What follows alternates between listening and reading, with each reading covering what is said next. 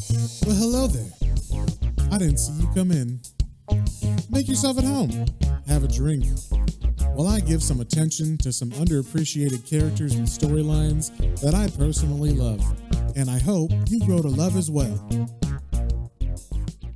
Hey there, everybody. Just letting you know the podcast you're about to listen to is the free version. And all that means is that this is way behind where I'm at in the actual Patreon version. So if you're liking these Hellblazer episodes and you need to have some more, you can't get enough John Constantine, then fear not, I got you covered. Go over to patreon.com/playdstrains-and-comic-books and sign up for the Hellblazer tier, where we are at least 30 issues ahead of wherever we're at in the free version. And once again, you can find those at patreon.com/playdstrains-and-comic-books, all one word. All right, enough of that. Let's get into some Hellblazer.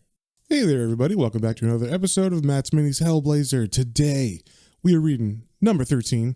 And just a little catch up. The last one we read, number 12, was the wrap up of the whole what happened in Newcastle storyline with Constantine. So we got like a nice, concise, complete story about what happened to him back in the past and why he is the way he is. So first things first, we got the cover here.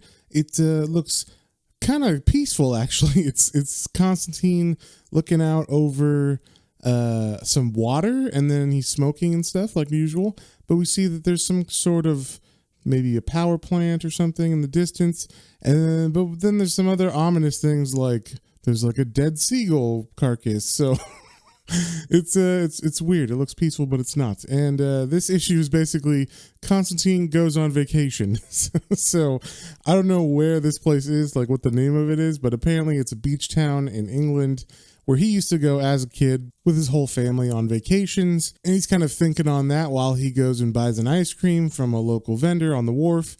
And he just kind of looks around and he's like, man, the seaside used to be magic when I was a kid. And the ice creams used to be bigger too, because now he's an adult and he's already finished it. And then it shows him as a child, and we see like what he did with his family. And we see him and his sister playing, and like his dad kind of being like, oh, Jesus, hurry up, kids.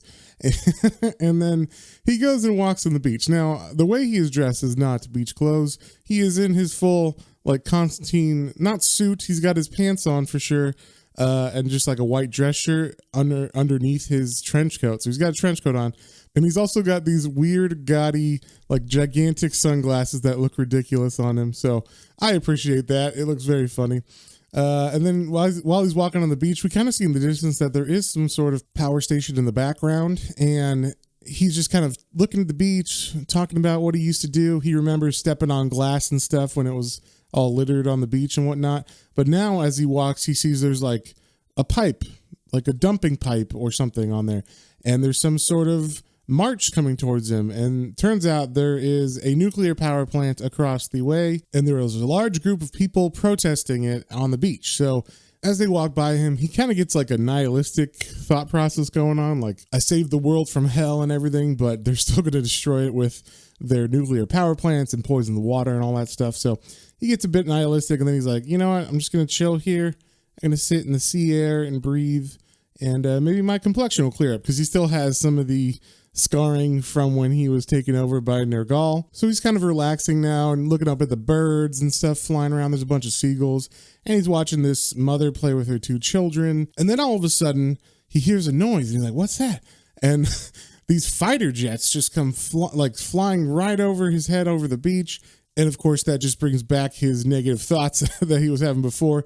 And he says, amazing how we can't afford to keep the planet clean, but we can afford toys for the boys, meaning the military. So as he's thinking on that, he sees like two people coming over, and he's like, damn, someone's coming. But sometimes if you close your eyes and keep still, you can still be invisible. You know, ostriches know this. So he's like just hoping they won't notice him. And they don't, pretty much. He's just sitting in the rocks. And then we hear them talking, and turns out this is a boyfriend and girlfriend couple, and the guy who's named Tony works at the power station that's across the way, and he's talking about like, cancer, it's overblown. You can't really get cancer too bad. I've been exposed over the max a dozen times, and I'm not dead yet, am I? And it's just like, oh, okay. And so she's like finding this like weirdly attractive, I guess, because she's like, oh, you mean you're radioactive?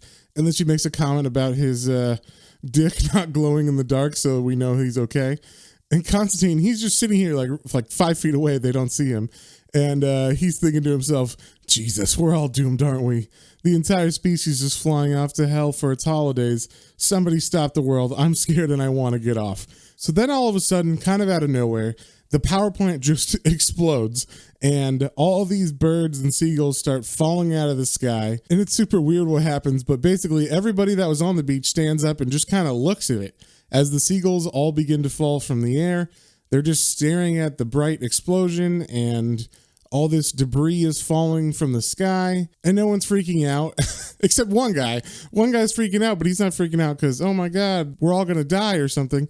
He's freaking out because he's like, I have to get back to work because he works at the plant too. He's like, my new boots will be burned and they cost me 40 quid. So he's worried about the 40 quid boots, not the potential dying. So then we see a kid playing with a dead seagull and the mom comes over and says, Christopher, come put on your coat. The sun's gone and it's cold now. And then the kid sees Constantine and he's like, hey, mister, look, you're missing it. It's snowing seagulls. And then, more seagulls fall. But weirdly, a lot of the seagulls are already decomposed to skeletons while they're on the beach. So that's kind of weird. And then Constantine tells the kid, yeah, that's what happens in a nuclear winter, kid. Like he's giving him advice.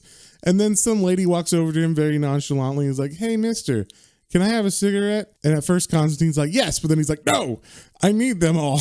I won't be able to get any more, will I? And then she gets mad at him. And I guess this is the lady that had the boyfriend that ran off to get his boots, because she says, when my boyfriend comes back, he's going to kick you. And then Constantine laughs and is like, he won't get near me. I'll see him coming, won't I? He'll be glowing in the dark. And then that lady runs away mad. And then another lady walks up. It's the lady that had her 2 kids running on the beach with her.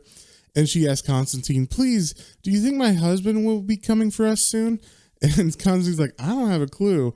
And she's like, but my children are allergic to feathers. They're coming out in a rash. And then Constantine's like, all right, don't worry. I'll see if I can find him. So he goes off to look around the beach. And it seems like the beach has gotten very piled on with dead birds and feathers and nuclear fallout, I guess, maybe ash or something, because it's just kind of big sand dunes that he's crawling over and stuff. So he doesn't find the husband, so he returns back to the lady, but he looks like his pants are falling apart, like they're all ragged and everything, his coat's all torn. So it looks like he's been through something, or at least things are decomposing pretty fast here. When he comes back, he says, I'm sorry, I couldn't find him. And the mom's just kind of like, oh, no problem. It doesn't matter anyway. Come on, children. And then John asks, what are you going to do? And she says, I've come to a decision. The only chance we have for survival is the evolution of the species. I'm taking my children back to the sea. I'm going to make them grow gills. And she takes her kids, and they're all they're getting spots and flesh coming off of them and stuff.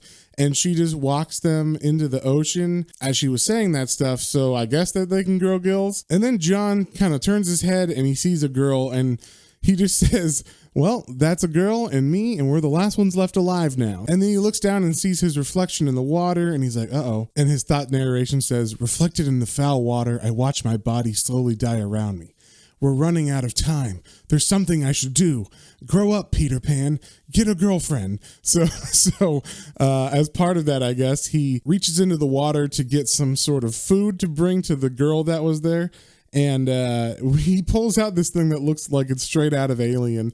It's got all these, it's like a starfish, but if the starfish had alien face hugger fingers. So they got big knuckles on them and stuff. It's really gross and weird looking. And also Constantine's face is slowly getting those sores and his skin's rotting off and stuff. So he takes that starfish and he goes across the beach to go talk to the last woman on Earth. And as he gets closer to her, he sees that she's made a sand house basically on the beach. And this woman, I guess, is the girlfriend of the guy who had the boots that he was running for. So he sees her and he says, she sits waiting for the shining boyfriend to come home across the sea. She's built a house to welcome him, but there is only me, a ragged man, a pimply, nervous youth, approaching in hesitant seduction, bearing a Greek gift of twisted flesh, forbidden fruit. The negotiations are brief, but we have no choice but to agree. So basically, he shows her his weird alien starfish that he brought for meat, and he's like, I brought these for you. They're fish fingers, and they begin to eat together. And then it's like they're going through a really, really fast like courtship where they're eating together and it looks like they're on a date. And then it shows them dancing together and they're like stumbling around and stuff. And like under their feet are just they're crushing bird bones and stuff like that. And then her body is also beginning to rot as his is too. He's losing his hair and they just look really, really gross. There's all these lesions all over their faces and everything and their whole bodies. And he narrates, "Together we are a fragile tangling of sick flesh and bone, each clinging as if the other were a raft made of flotsam to keep us from the rising tide. There is an emptiness of bruising, sobbing flesh, a body, softness wetly smothering a calcium crumbling of teeth."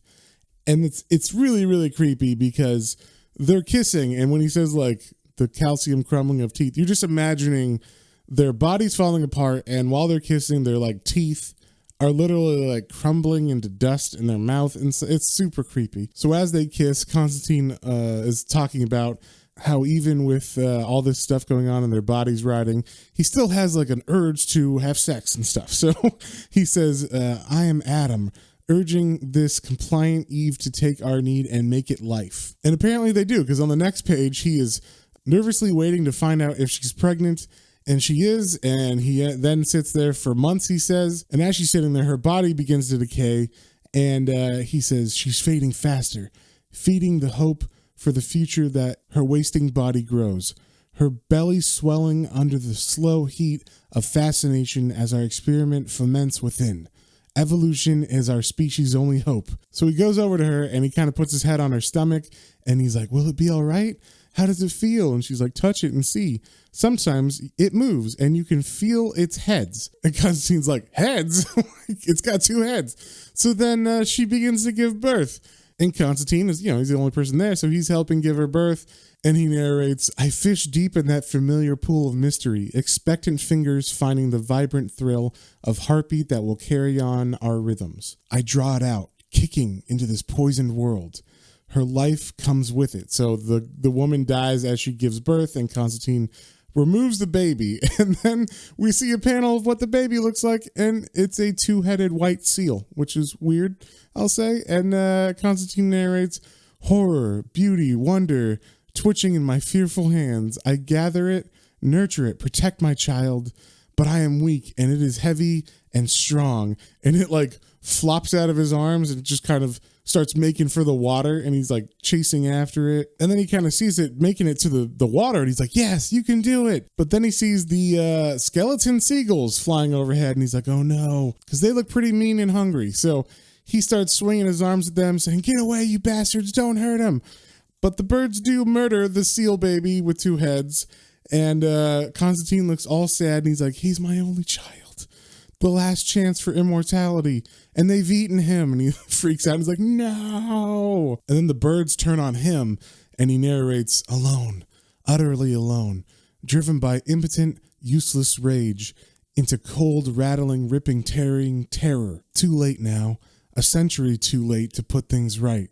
New waves are breaking, and when the tide turns, the birds feed where the sea and sand collide, picking the flesh from dead, corrupted things, reducing to clean bone that life which fails the course. I'm the last one on the beach. The sun's gone in now. It's getting cold. I should be home in bed. No words can ever express how bad it feels to lose the human race, collapsing slowly into extinction." So as he's talking, the birds are slowly eating him, and then they pick his flesh off of his bones until he's just a skeleton kind of walking into the water, and then he falls and collapses as his skeleton kind of falls apart into the waves, and then, he wakes up. And he hears the seagulls. He's like, "Oh, what?" And then he's like, "Oh, Christ, I don't believe it." And he narrates, "Constantine, me old mate, you've got to do something about these nightmares, or sooner or later they're going to kill you," as he lights up a cigarette, which I thought was great. So that is the end of the issue. If you guys have any comments, questions, or suggestions, you can email me at planestrains@comicbooks, all one word, @gmail.com, and we will see you on the next one.